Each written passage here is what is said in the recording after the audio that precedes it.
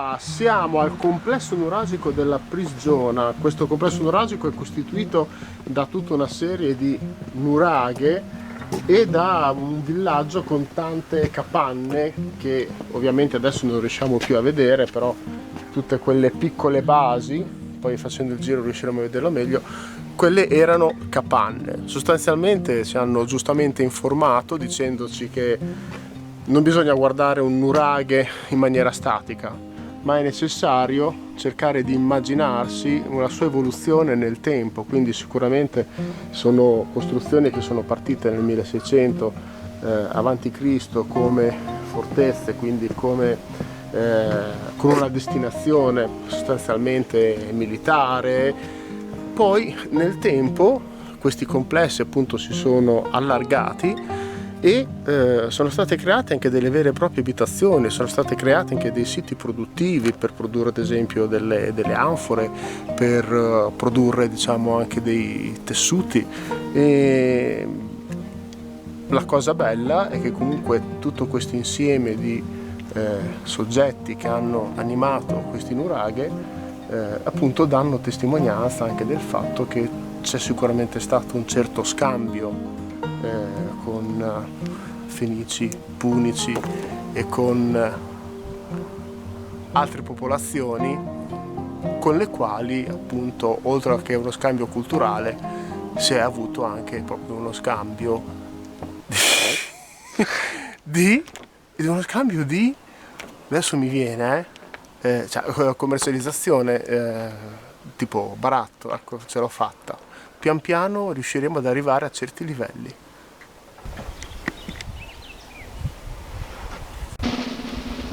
Italiani, a voi i nuraghi.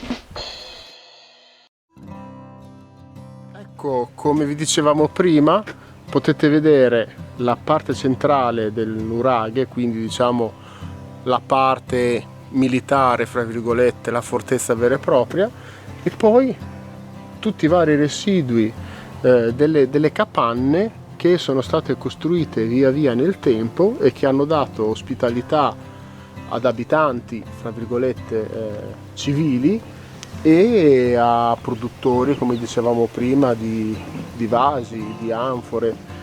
Esiste poi anche tutta una serie di canali per poter appunto raccogliere l'acqua che proveniva addirittura da un pozzo che ci hanno informato essere ancora attivo, un pozzo di ben 8 metri. Quindi sostanzialmente si tratta di un ecosistema che in qualche modo era autosufficiente, pressoché autosufficiente. Un bel esempio da prendere per poter costruire le nostre nazioni del futuro.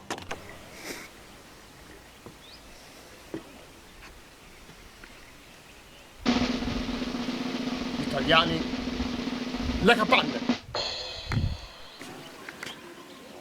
E ora entriamo di soppiatto, anche se non so che cazzo voglia dire, verso la parte centrale, quella originariamente utilizzata per la difesa.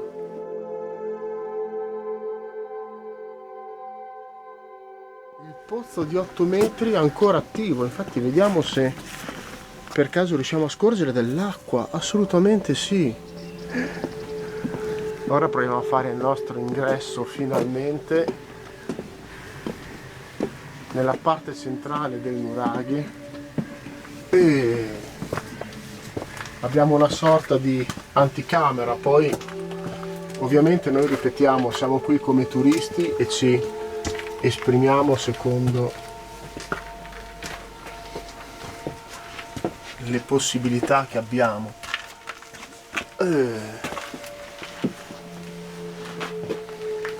Bella questa parte centrale. Perfetto, ora stiamo per entrare nel mastio che anche allora veniva indicato con una targhetta con la lettera M perché comunque chi era nuovo non lo poteva sapere. Entriamo.